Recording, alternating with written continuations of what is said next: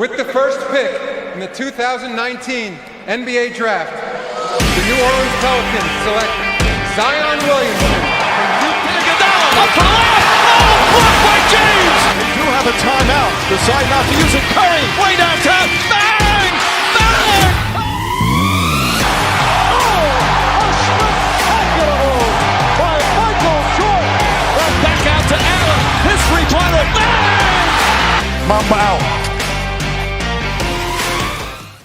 All right, how's it going, everyone? Welcome back to the Shot Clock Podcast. My name's Nathan Shawl. We're back again, another day in the studio, another day waiting for the NBA return, but this time the NBA is officially back. It's Wednesday, July 22nd. This episode will be airing July 24th on Friday.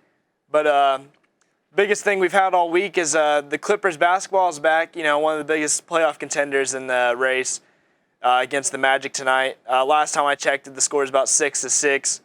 But it's amazing watching NBA return after such a long time.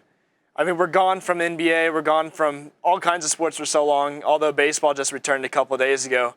But it feels like slowly normal starting to return, you know. We went from that day, March 13th, the NBA, middle of a Mavericks Nuggets game.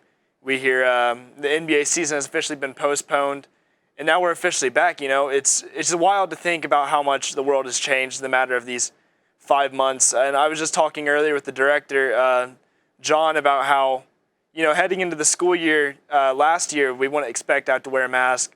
And then you're coming out of March into what is now going to be August in a few days. It's just wild to think about how much masks have become such an important thing of what we do in society, how much we realize sports is so important to how we live. I mean, even we're so unsure about whether or not there's going to be a fall season. I mean, I know the NFL just canceled their preseason games, but it's just wild to think everything's on the line. Everything counts on how well everyone is trying to stay safe, trying to stay healthy, trying to stay keep a positive outlook on things, you know. So without further ado, let's get into some NBA talk. This one still has a little bit to do with coronavirus, but out of 322 tests taken the past week, crazy news is 0 people tested positive, and this is all within the bubble in Orlando. And we know throughout the past couple of days there's been a couple of guys testing positive in and out. Russell Westbrook just came in after his positive test. James Harden's been in it for a couple of days, and he was positive, I believe. But slowly and surely, it's the bubble's starting to get healthy, you know. 0 positive tests out of all these taken. It's great news to hear. So, you know, maybe if it's kind of like what China did. You know, they quarantined themselves for such a long time. What we did, we quarantined ourselves for such a long time. The phases, it slowly starts eliminating those numbers, but in real world, you know, the numbers are starting to rise up. But it's wild to think about how much a week's change has been. You know, we start the bubble about last week in the 18th / 20th. You know, all these teams are starting to come in. Teams are starting to complain about food. All these players' stories, players vlogging. It's and now we're getting the return slowly back. You know, all these players are getting healthy. We're got scrimmages today. We've got scrimmages tomorrow. We got scrimmages all week, next week, and then the play-in tournament's going to happen. But so a little bit about that play-in tournament. I got a topic to talk about. Who are the dark horses to come into the playoffs? You know, we've got so many great teams. Like one of the teams I've always talked about is the Raptors. The Raptors went from winning the championship last year to losing their most important player. Or is he really the most important player? Kawhi Leonard, you know, he went to the Clippers in free agency, automatically making the Clippers the hot spot to win it all this year. But one guy I think is the serious X factor for the Raptors if they want to be the serious team that they are, the serious team to win a possible championship again this season, to come back for a repeat. I mean, they're not the world champions for nothing, but Kyle Lowry, he is one guy. They lost that first game against Orlando in the playoffs because of him. He had 0 points the whole game, barely any stats at all. It was like 1 rebound and like 7 assists. It was not a very good game all around, but he carried himself on. He went on to score like 23 the next game, 20-something the other, and 17 the next. He went on to kind of like bounce back, and that bounce back is what really pushed the Raptors forward. And, you know, they're coming in these playoffs now, very excited ahead of the times. You know, it's crazy because you wouldn't expect a team like the Raptors, especially being the third most injured team in the league, and they're literally the third spot in a total record. They're behind the Lakers, and they're very close to the Lakers, like 3.5 games back. For a team that's lost their superstars a lot, like Kyle Lowry, Norman Powell, I believe, was out a couple games. They're dealing with a lot of these guys that aren't thought of as great players, but if you take a serious look into them, they're actually they're the players that you would expect to not do much in the season, not do much in the playoffs. Then they come in and they're averaging so much. They've got like 15 point per game averagers. They've got like about like 5 of them averaging like 15 per game. Siakam obviously leading with like 23. Fred VanVleet, he's heading into free agent this season. Where's he going to go? Probably the Raptors, because they're the biggest chance he gave them with getting the promotion up from the G League. But he's one of their key players. He's one of the key ones that helped them win the playoffs last year, and he's heading to free agent this year. So it's like many possibilities for where he could go. He's going to get such a big contract. I say it's going to be about $90 million worth over 4 years. He's a great player you want on your team. He has no ego. He's such an important player for any championship team, and he came from the rut. He has such a great story. It's going to be a ticket seller. Any team's going to want a guy like that. Another team I think about is the Heat. Now, they're what I nickname as the Bucks Destroyer. They've won 2 games, lost 1 against the Bucks. So better than most teams have. Most teams are even with them. Most teams are 0-3 against them, 0-2, 0-4, whatever. Most teams are being completely owned by the Bucks. But this Heat team started out as another team that wasn't expected to do very well. They signed Jimmy Butler in the offseason, one of the greatest free agents in a while. He was known as an egotistical guy, but in reality, he was just a guy that needed those players like what the Heat had. Those guys came from the rut. They're Kendrick Nunn, undrafted. Tyler Hero, not thought to be any good. He's averaging like 7 points per game, but such a key player, hits big shots when they need him. They've got Bam Adebayo, never expected to be where he is today. You look back at it today, and you're like, wow, this guy, he's even a possible candidate for Defensive Player of the Year. He's a 5 that can guard the 1, the 2, the 3, the 4, and the 5. He can guard any position you put him at, and he'll succeed in it. He could average 16, average like 3 blocks, 2 blocks. He's such a great player on the steals-wise and defensive-wise. Everything he does is just such an important part to what makes that team the Miami Heat. And another thing I think you have to think about is these players are all part of the Heat culture. You've got Bam, he's such a big part of the culture. I mean, they're all expressive guys. They're all guys that own to the moment. They're all guys that will hit those shots for you in the long run. And they're another team that's just the dark horses. They're scheduled to possibly face up against the Bucks in the playoffs. And I think they're going to succeed. They're one of those teams. They've proven to already beat them before. Yes, it's the regular season, but look what the Bucks did last regular season. They're having another great season like they did last year. And what happens? Kawhi is down 0-2 against them in the playoffs. Comes back, wins 4-2. 4 wins in a row. Not very common. You see that in a playoff series, especially whenever it's in the Eastern Conference Finals. But this Heat team is going to prove to be something else. Yes, it's the regular season, like I mentioned, but who else are you going to have? I think the biggest threat to the 76ers is to the Bucks is like the 76ers. What their GM said at the beginning of the year is, we're built to beat the Bucks, and they're a Giannis stopper. They're big guys. They're guys that contain. You got Ben Simmons playing the point, which although he's moved to the power forward just last week, you've got Joel Embiid, injury frequencies, but you've got Al Horford. He's going to be sitting the bench now, which I think is probably a better look for the team, even though, you're paying him $23 million a year. You're paying a guy that's 33 years old, not proven to be much else other than a pretty reliable and key role player for your team. You're giving him $23 million a year whenever you've also got like other $30 million contracts in Joel. Ben Simmons just got that $152 million extension. Tobias got like $20 million. Josh Richardson, all these other guys got making too much money for such a underperforming team, such an injury-frequent team. And it's like, Joel's out, Horford's in. Horford's out, Joel's in. It's none of these players have been able to mesh well, but they've proven to kind of put up the biggest fight against the Bucks. We watched Christmas Day. They won against them Christmas Day. It was like 130 to like 123, something like that. It wasn't a completely dominant game, but no game against two great teams is going to be dominant. They're pretty even now.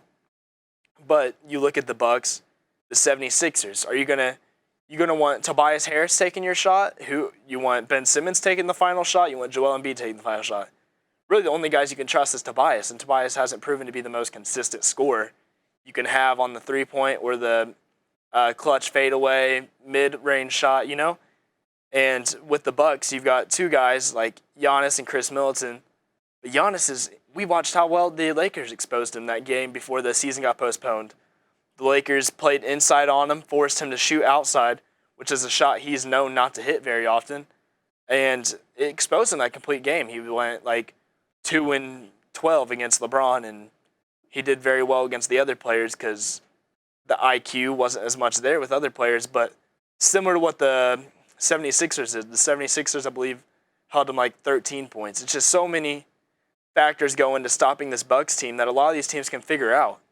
And that's why I think like the 76ers are a dark horse. If they end up facing against them, although they're not very well performing against many other teams, they face against them, they're going to force them outside because a lot of their guys they have are inside perimeter-centric players. They're guys that are meant to play the inside, block the inside out. They've got shot blockers in Joel and Al Horford. Another team I'd say is a dark horse is the Trailblazers. Now, this is a Western Conference team, but you put them in the playoffs. Look what Dame did last year against the Thunder. Did the good old wave to Paul George after he hit that like almost 4-point shot. Like if you put the 4-point shot in the game, there it goes. The Trailblazers won by 4 that game and not 3 off of a buzzer beater. Dame has proven to be a clutch player. He's proven to be a leader. And now that he's going to be fully healthy after that 4-month hiatus, he's going to be one of those players that benefits the most. He's going to be like one of those top players in the playoffs. And if he makes it, because you've got Zion out right now. Zion's at home attending family matters. You got him out. That could lead the Trailblazers to snagging that A spot over the Grizzlies. I don't think a team like the Grizzlies are going to perform too well in the playoffs. They're a young team. None of them have ever been to the playoffs besides like Justice Winslow. A couple of those guys via trade that never were very good players, always had injuries. But obviously they're a young team. It's going to freshen up their legs after that 4-month break. But at the same time, they're all rookies. They're all sophomores. They're all third-year players. They're all guys that are new to the league, still trying to get used to it, trying to prove themselves. Now, that effort to want to prove themselves is going to push them. But whenever you're putting all these younger guys in there, we've seen teams like the Heat last year. They were a somewhat young team, failed to meet the playoffs, and it's just these young players aren't meant for the playoffs. They never have been unless you're like a generational talent. Now, John Morant, he's going to be a generational talent a couple years on, but as of right now, he doesn't have much that he's had to prove. He's only leading the Rookie of the Year race because of how Zion was injured. Zion was injured. He was out for 6 months longer than expected. He's expected to come back about December-ish, and he came back in January. He's back. He averaged 23.6, 7 rebounds, like 2 assists. Jaw the whole time. He played all the games, only missed about 1. Averaged 17, 7 assists, about 3 rebounds. Was a finisher, almost dunked on Kevin Love, which is a pretty notable feat. But he was dominant. He was obviously the best rookie they had. It took him a while to warm up to the league, kind of understand the game. But Zion, he came right in there, played 19 games, led the team to a 10-9 record the whole time he was in. The time he was in, he comes in, leads them, automatically is known as the best player because, yes, he's the first overall pick. But he's already averaging 23 off of breaking his ankle, or spraining his ankle, one of the two. But not many rookies are going to do that, some guy that's never been in the league. What'd he do? His first game back, he made 13 straight field goals after going like 0-7 the whole game. Ended up hitting that clutch 3 to kind of bring the game closer. Sadly, he lost, but he proved himself. He kind of proved that he could be something. No guy thought, a lot of people had big expectations for him. He's like, hey, I am that guy. Have those big expectations for me. So that's kind of more of the Rookie of the Year debate. But the Trailblazers, like how I was mentioning, they're going to come in. Those guys are out. You get the Trailblazers in. You got C.J. McCollum. He's one of the guys that tends to underestimate by many analysts. Not many people believe in him because he doesn't perform too well. He doesn't really do too much in the playoffs. He's more of that regular season guy that will give you about 23 a game, perform well on the three-point, be that good secondary option. But yet again, you've got the Trailblazers are going to get back Nurkic possibly. They're getting Hassan Whiteside. Two great centers that are top 10 centers in the league. And you're going to put them up against these bottom feeder 8th seed teams that are fighting for the A seed. That's easy. They made the playoffs last year. They made it to the Western Conference Finals. And yeah, they're in the 9th seed right now, but that's not hard to come back from. They're only down about a couple games, and they're going to come back. They're going to win it all.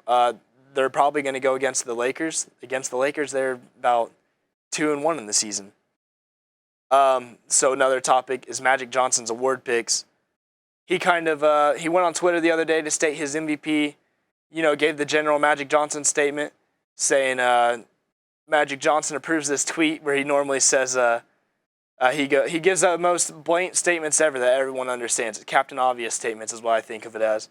And he said LeBron is the MVP, Anthony Davis DPOY, Brandon Ingram Most Improved Player, and Coach of the Year Taylor Jenkins from the Grizzlies. They're not a very good team. They're the team they weren't thought of to be good, but yet again, look at the Raptors. What coach wasn't thought to be good? The Raptors or Taylor Jenkins? You take away the best player from the Raptors, they're the third most injured team in the league. They come back, they're the third best team in the league. The Grizzlies, they're like the 20th best team in the league, fighting for the A spot, 32 and 33, under 50% win percentage. Who are you taking, Magic? Come on. It's not that hard to understand. And then with this MVP discussion, you have LeBron or Giannis. Giannis is one of those guys. He's probably the greatest player in the league. You could debate. Anybody can put up a good argument for the two. LeBron averaging a triple-double in his 17th year in the league, going 35. Most players average at 35. Most players retire at 35.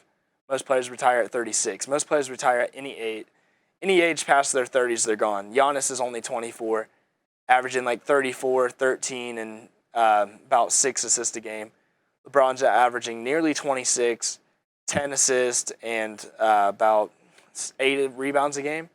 So it's just crazy to put those two against each other. You've got two of the most popular players in the NBA right now facing against each other. One 11 years younger than the other, one near retirement.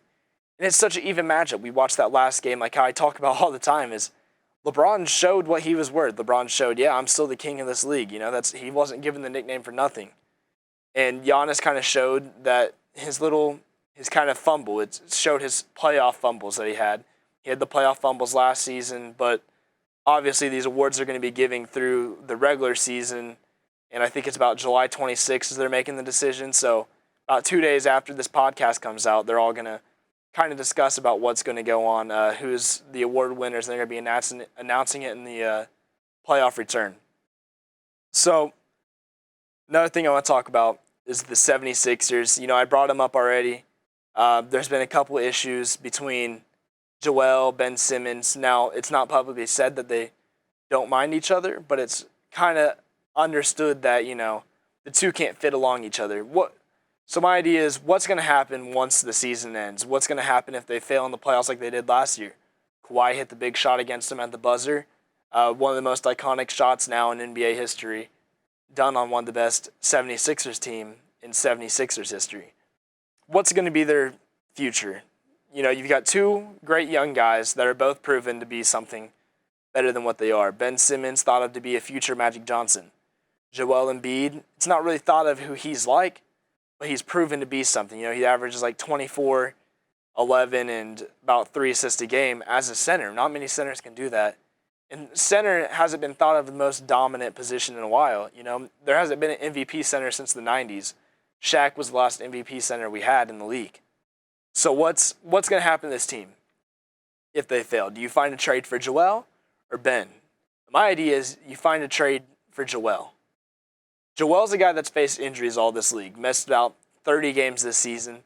Ben Simmons is a guy he's missed about 10 games this season. He has off and on injuries, but he proves once he comes back from those injuries, he can be better. Now, you add the 3-point, you're paying this guy, okay, real quick before I get in the 3-point shot thing. You give this guy a $5 million or a 5-year, $153 million contract, paid one of your best players that you've paid in a long time with the most money in a long time, and you're giving him this big of a contract, and you have to look for a trade between Joel or him. Both of them are on big extensions, but who's going to give you the biggest trade value? Ben, not many guys. This league is a 3-point centered league, all right? Ben Simmons is a 3-point shooter. Joel Embiid, he can prove that he can shoot from the 3 better than Ben can.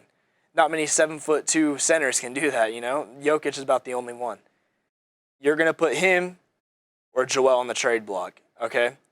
So if you put Joel on the trade block, that brings in you bring in new young guys or you bring in proven veterinarians already. Like you could possibly trade for CJ McCollum and Yusuf Nurkic from the Trailblazers. You could play CJ at the 2, and then you can make some other trades around that.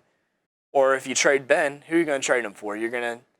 What you're going to get back, you're not going to get back a 3-point shooter, I can tell you that, because you're giving away a non-3-point shooter, and not many people believe in Ben's success.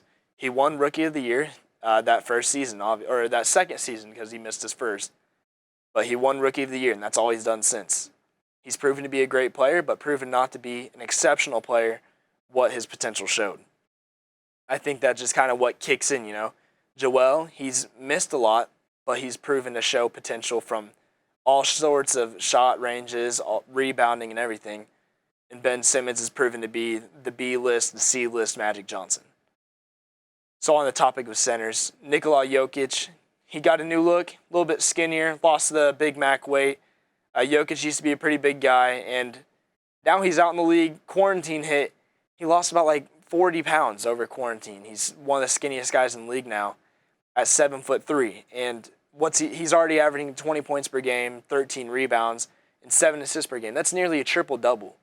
Now, I talked about how Magic Johnson is like Ben Simmons, but who I really think is like Ben Simmons, or like Magic Johnson, would be Nikolaj Jokic. He's averaging Magic Johnson numbers. I searched this up earlier. Magic Johnson, his 5th season, 17.6 points per game, 13 assists per game, and 7.3 rebounds. Jokic, 20.2 points per game, 10.2 rebounds per game, and 7 assists per game. Both in their 5th seasons. Now tell me, which one would you rather? You're going to take a 6'9" point guard that's playing at the power forward, can't shoot a 3, or you're going to take a 7'3" center that can shoot the 3 ball and has already proven to be average those similar numbers, even a little bit better, and both in their 5th seasons. Now, they're very similar players, and what I'm talking about here is the impact that this player is going to have. You already lose 40 pounds. You're already proven to be one of the best centers in the league. You're going to be a little bit weaker on the defensive side. But you got to think, his agility is going to prove it. He's already playing the point guard for the Nuggets. Not many 7'3" guys can do that besides Giannis, And he's coming out there. He's playing point guard. He's going to be quicker on the court. He moves up the court like he's walking on stilts. He's a little bit slow. He loses that weight. He's going to be quick. He's going to be fast. He's going to be beating teams on the fast break. He's going to be proven to be that next Magic Johnson in the league. Not many people would expect that from a guy that went 30th, 40th pick in the draft a while back, 5 years ago.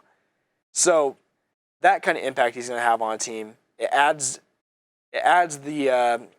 more strengths to the team. Yes, defensive-wise, it's going to be weaker, but this is a team where it's offensive orientated. Every team's trying to make that next play that's going to make it on House of Highlights, Overtime, Bleacher Report. They're trying to make that play that's going to pop up there. It's going to bring up their fan base.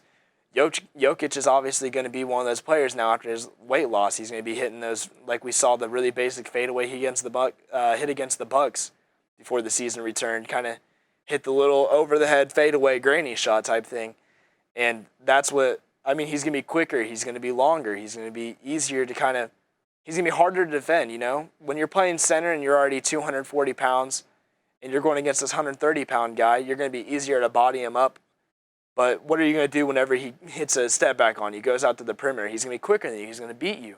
Not many players are going to be able to guard that. Before we end, who benefits the most off of this NBA hiatus? I mentioned already the Trailblazers are going to be a team. They're coming back from injuries. So like I said, you got Nurkic back, you got Whiteside back, you got Dame back fully healthy. All these guys are back. all proven to be amazing players, all proven guys that are going to get that next big contract when their free agency comes up. And then another team I look at is the Mavericks. The Mavericks is a young team as is. You got Delon Wright, Tim Hardaway. Tim Hardaway is a guy that's never been on a playoff team until now. Luka, he's proven to be a top 5 player in the league, and he's only in his second season, averaging 30 points per game, like 7 assists and so on. It's such a great stat for he's a 19-year-old player in the league. He's doing such amazing things. He's going to be one of those guys that's going to be the top players coming into the playoffs. You got a guy like Kristaps. Kristaps is a guy that frequently faces injuries. He's going to come in. He's going to hit the 3 ball. I'm sure you can work on the 3 ball at home. You can't work on your finishing. You can't work on your agility as much at home. But you can work on that 3-point shot while you're in quarantine, while you're in the hiatus. And these type of players are what's going to succeed the most. Kristaps faced many injuries. He was out a whole season with the Knicks before traded to the Mavericks due to ACL tear. He came back and he was averaging like 19 and 11 rebounds per game. He's going to be one of those guys that's going to really benefit the Mavericks in the long run. Luka, he's going to have fresh legs. He's been coming off injuries here and there as well. Fresh legs. Delon Wright, he's a proven great backup point guard. Jalen Brunson, proven to be a great role player point guard. All these guys are amazing players. They're young players. They're going to benefit the most. They're coming at the 7th seed. They're playing against the Clippers at the 2 seed. They've already proven to do some damage against the Clippers. Now it's the real test is to see who performs better. You know, you got Kawhi on load management. You got these young players against a pretty solid roster. And, you know, this roster of the Clippers doesn't have many chemistry, you know. They're going to be one of those teams that's going to kind of fail a lot off of this. You know, they don't have a lot of chemistry coming into the hiatus. You know, they've already had about 20 games played between Kawhi and PG, and out of 56, 57 games played total. That's not, whenever you have 2 superstars, you're paying them max contracts. You don't want them playing 20 games together and put them in the playoffs. It's like, all right, let's win it all this season. They're both proven to be great players, but every team needs some chemistry. That's what happened with the Raptors last season. The Raptors, yes, Kawhi was that dominant player, and you throw in the dominant player to the equation of a team that's already played all the games together, already proven to have a lot of chemistry. They win it all. They beat the Warriors in 5, they beat the Warriors in 6. Not many people expect that heading into the season, but the key part was chemistry. This is a league of duos. Duos are what surround this league. It was talked about before the season started. You have LeBron, AD, Kristaps, Luka, Kawhi, PG, Dame, and CJ. You have Steph and Clay. Obviously, both of those were injured, unfortunately. KD, Kyrie. It's a league of duos. That's a lot of chemistry between your duos. LeBron and AD. They've succeeded so much.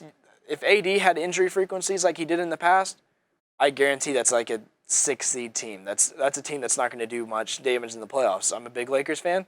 I'm going to admit that.